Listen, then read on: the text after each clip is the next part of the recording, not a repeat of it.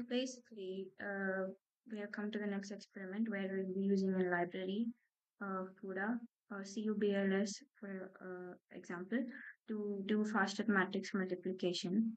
So uh, basically, I'm using this repository by this person. Wait, let me just show you the repository.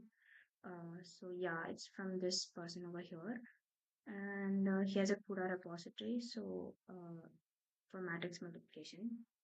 Basically, I'm going to be using this repository to show like how we can make the matrix multiplication faster. And this is basically the repository. And yeah, like he wrote this article about how to optimize CUDA's the CUBLS performance.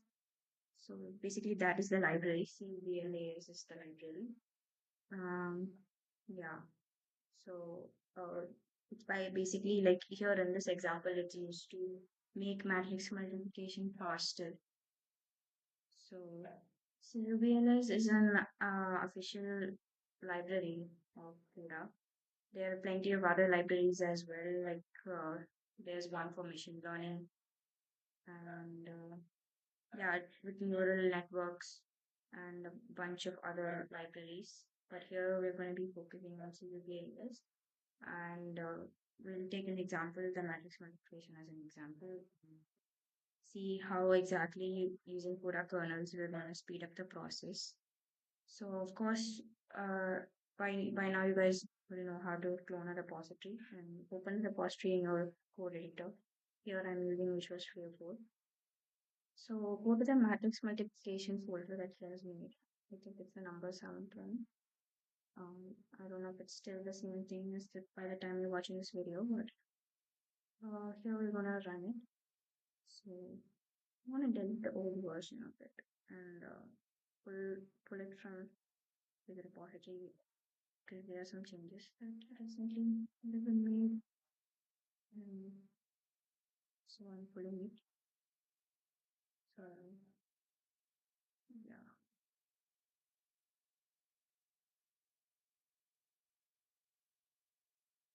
So let me just open it.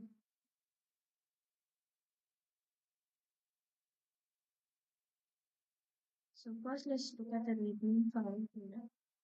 You can basically see what is in the file and what is in the repository and the steps to set it up. So we are the build instructions. So it's going to take a second there. So let us use this command to build it. Mm, cd build. So yeah,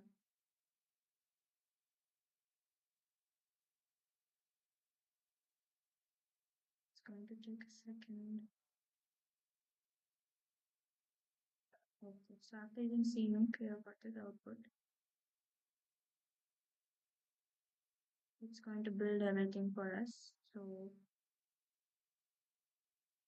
and we'll show all the different benchmarks.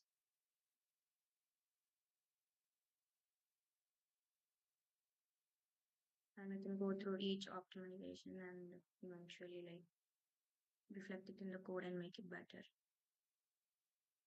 So yeah, just follow along what I'm doing. So let's just basically come back to this blog post over here to see how exactly what to do.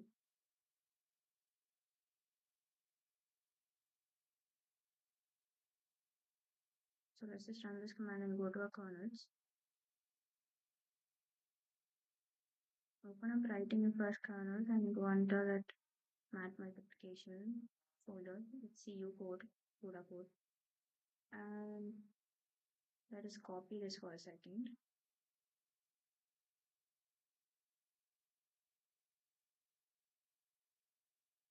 So this is the code for the matrix multiplication. So after copying it, come to that readme file, go back to that naive or kernel. And here we'll paste this code. So I pasted this code over here, and basically A, B, and C takes an alpha and beta. It's not exactly matrix multiplication, but it's essentially doing what matrix multiplication would be doing. So essentially the CU map that I showed before writing that blog post. We calculate the actual output, and then it adds a beta plus a C matrix and then assigns a C to that new one. So it's slightly different. It's a slightly different operation that we do. But mainly we're going to be worrying about the matrix multiplication mechanics that get us to this temp variable. So when we look at this, we have M, K, and N. So it's a matrix of shape. So A is a shape N. So it's like M is vertical, and the batch size you could say then it's like K as the length, like the number of columns, right?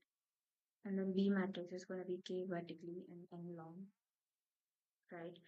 So we essentially pass it in the same way and we index them in the same way. But in this example, uh, that our Simon guy's example, we just pass these differently. So it's like M and N as the edges, and K is in the middle one. So we want to pay attention to that. So we save it for the third one. Yes, maybe that's the thought process. But anyways, we have X and Y, so row and column. Mm. Y is the same as a row here, so which Y index is at um, because a row is like vertical, it could be like uh, row. Row is like a vertical scale, right? So X is this column, which column wait, column is this horizontal. So we make sure it's not out of bounds. And we continue with what's inside this little chunk of code of memory, and so we proceed, right? We have the accumulator sum, and then we have this L term, we could say that's the length, and then we have this K, which is the length of A, and then height of B, right? So so when you're doing producting, like taking the product, you're taking the row. Essentially, you're taking the row. For example, row of A and column of B. Sorry, you're iterating over K and A, and you're iterating over K and B, right? So that's where that comes from, the K stuff.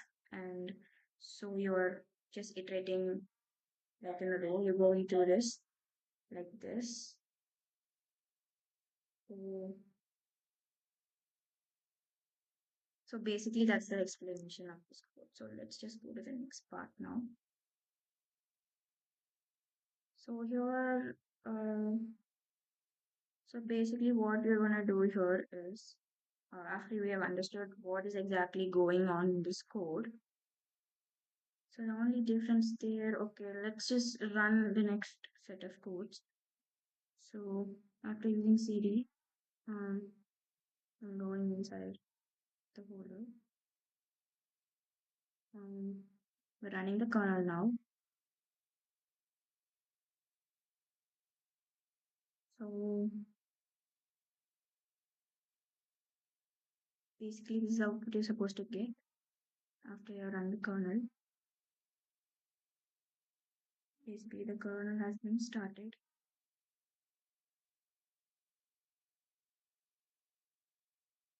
So you can actually see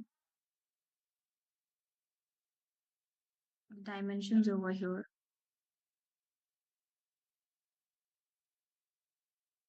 How many billion 10 to the power 9.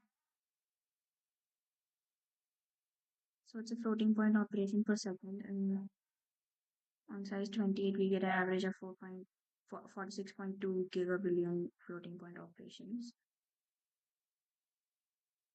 So that is like, that sounds like a lot, but 166 billion per second, that's really high. So yeah, so the next part. Here we are basically at the same file again, and follow me as we'll make a few changes to it. So yeah, I will move it to you